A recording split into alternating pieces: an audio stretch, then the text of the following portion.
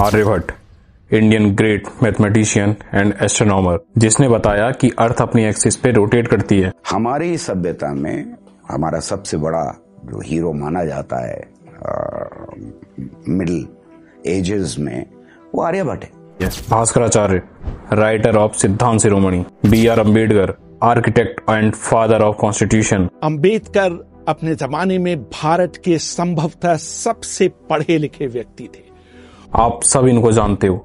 ये तीनों ancient, medieval और मॉडर्न की ग्रेट पर्सनैलिटीज हैं और ये इंडिपेंडेंट थिंकर्स भी थे। इन सब ने अपने टाइम में एक नया फ्रेमवर्क बिल्ड किया था और वही फ्रेमवर्क आज हम सबको सिखाता आ रहा है एंड क्रिटिकल थिंकिंग भी बिल्ड करता है। लेकिन पता है, इन सब में एक चीज बहुत कॉमन है, वो था उस टाइम का एजुकेशन सिस्टम। इन तीनों ही फेज में एजुकेशन का goal self enhancement, discipline and holistic learning of life and skills था। पर दूसरी तरफ आज एक 15-16 साल का बच्चा भारी बैग लेके स्कूल जाता है, स्कूल में पढ़ता है, घर आता है, फिर ट्यूशन जाता है, हर महीने टेस्ट देता है, पर उसके टेस्ट में नंबर नहीं आते। वो परेशान होता है, चीजें समझने की बजाय रटना स्टार्ट करता है। तो क्या इसमें बच्चे की गलती है? बिल्कुल नहीं, उस एजुकेशन सिस्टम की गलती है जो उसे रटने पर मजबूर कर रहा है। क्या आपने कभी सोचा है कि हमारे स्कूल्स में पास होने का क्राइटेरिया हमेशा से अच्छे नंबर्स ही थे, या कुछ ऐसा भी था जो आज के एजुकेशन सिस्टम में नहीं है? क्या आज के इस सिस्टम से आर्यभट्ट जैसा कोई निकल सकता है, या कॉन्स्टिट्यूशन जैसा ग्रेट स्ट्रक्चर बनाने वाले अम्बेडकर? शायद नहीं, क्योंकि आज का ये सिस्टम ये अलाउ ही नहीं करता। शायद आपको ये रियलिटी बहुत हार्श लग रही हो, लेकिन थोड़ी देर में आपको सब समझ आने लगेगा और आप कहोगे कि जो एजुकेशन सिस्टम हम समझ रहे थे वो कुछ और ही था।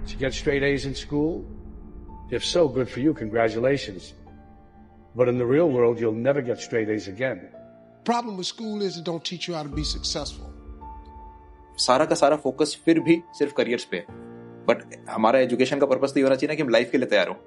अगर हमें school teaches you how to memorize stuff, we gonna test you on it and you recall what you've read and we gonna give you a grade on it. Okay, when you get that degree, how you become successful? इसके लिए time में थोड़ा पीछे जाना पड़ेगा, वैदिक काल में, जहां गुरुकुल सिस्टम वर्क करता था। एक घने जंगल के किसी एक कोने में बच्चे अपने गुरु के साथ रहते थे और बच्चों को एम्प्लॉयमेंट नहीं, ह्यूमैनिटी, डिसिप्लिन, रिस्पेक्ट के लिए एजुकेशन दी जाती थी। उनमें नॉलेज का सोर्स ओनली ओरली होता था, मतलब बोल के होता था। इसीलिए सामवेद में मंत्रों को गा के बताया जाता था। जैसे हमें कोई गाना बहुत टाइम तक याद रहता है, तो उन्हें भी काफी टाइम तक इजीली वेद मंत्र याद रहते थे। इसीलिए ना कोई रिपोर्ट कार्ड थे और ना ही कोई सेमेस्टर। और तभी कहा जाता है कि ज्ञान तभी पूरा होता है जब वो पूरी तरह व्यवहार में उतर जाए। और इसीलिए आगे चलकर तक्षशिला यूनिवर्सिटी और नालंदा यूनिवर्सिटी के बारे में हमें सुनने को मिलता है, क्योंकि उस टाइम पे इंडिया एजुकेशन हब माना जाता था। यहाँ ईरान, चाइना और ग्रीस जैसे देशों के स्टूडेंट्स पढ़ने आते थे और इन्हीं यूनिवर्सिटीज ने हमें चाणक्य, पाणिनि और चरक जैसे स्कॉलर्स भी दिए हैं। अगर अभी आप ये सोच रहे हो कि एंशिएंट इंडिया में एजुकेशन सिस्टम इतना पावरफुल था, तो शायद हाँ, मॉडर्न इंडिया में ब्रिटिशर्स ने खराब कर दिया होगा। पर आप एक बहुत बड़ी भूल कर रहे हो, क्योंकि आप जानते हो कि एंशिएंट एरा में गुरुकुल ओनली स्कूल्स नहीं थे,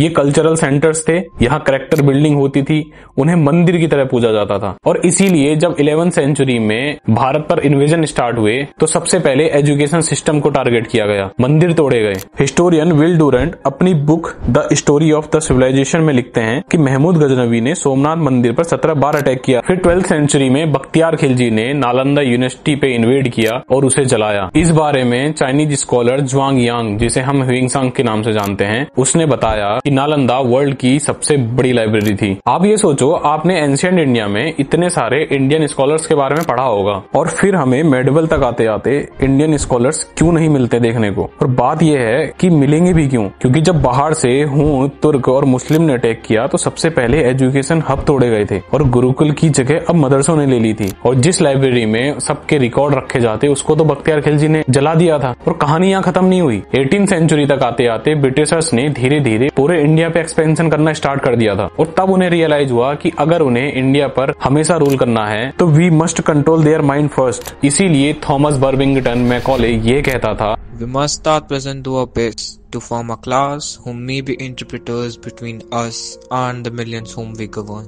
A class of persons, Indian in blood and color, but English in taste, in opinions, in morals and in intellect. मतलब एक ऐसी जनरेशन पैदा करो जो देखने में इंडियन हो पर सोचे वो ब्रिटिश जैसे। वो एक लेबर फोर्स बनाना चाहता था, फॉलो करने वाले स्लेव बनाना चाहता था, सोचने वाले लीडर्स नहीं। वो गांधी, टैगोर या रामानुजन जैसे माइंड्स नहीं, क्लर्क चाहता था, फैक्ट्री वर्कर्स चाहता था। इसलिए उसने संस्कृत और पर्शियन लैंग्वेज को डिमोट किया। गुरुकुल बंद कर दिए गए, एजुकेशन बस एलाइट अर्बन्स के लिए कर दी गई। सोचो अगर बचपन में तुम्हारे दिमाग में भर दिया गया कि Britishers is good, Indians are bad, और तुम्हारे सालों से चले आ रहे कल्चर को ही गलत बताकर खत्म कर दिया गया, और ऐसे धीरे धीरे तुम्हारे हीरो बदलकर शेक्सपियर, न्यूटन और नेपोलियन बन गए। धर्मपाल की बुक द ब्यूटीफुल ट्री इसको बताती है कि आयुर्वेद की जगह अब वेस्टर्न मेडिसिन ने ले ली थी। योगा और ध्यान को सुपरस्टिशन, अंधविश्वास माना गया था। आप इस बात का अंदाजा ऐसे लगा सकते हो कि जब ब्रिटिशर्स आए थे तब एक एस्टिमेट के अनुसार उस टाइम की इंडिया के कुछ रीजन में लिटरेसी रेट लगभग 35% के अराउंड थी। जब 1947 में ब्रिटिशर्स गए तो लिटरेसी रेट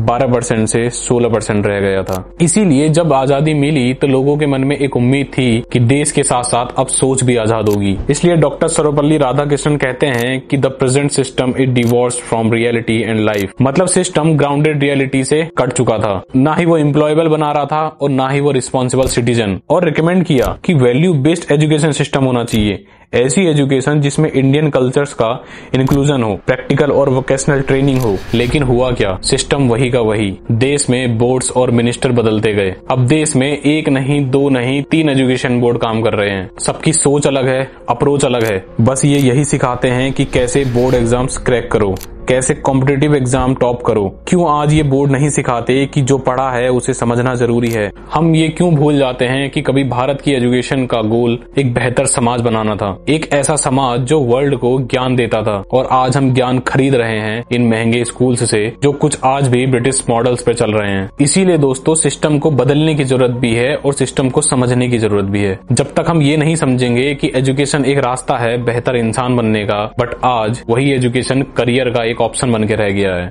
मैंने कहा था कि आपको धीरे धीरे सब समझ आने लगेगा। अगर आपको लगता है कि सिस्टम में कुछ खराबी है तो अगली बार जब आप कोई एक अच्छी किताब पढ़ो तो आप ये सोचना कि वो किताब हमें एक बेहतर इंसान बनाना चाहती है जो कि हम हुआ करते थे, ना कि रटने वाले। अगर आपको ये वीडियो पसंद आती है तो इसको शेयर करो और इस टाइम पे चल रहे एजुकेशन सिस्टम के वर्स्ट सिनेरियो को अगर आप समझना चाहते हैं तो इस आई बटन पर क्लिक करना। मिलते हैं नेक्स्ट वीडियो में। Till then stay curious and keep unfolding sagas.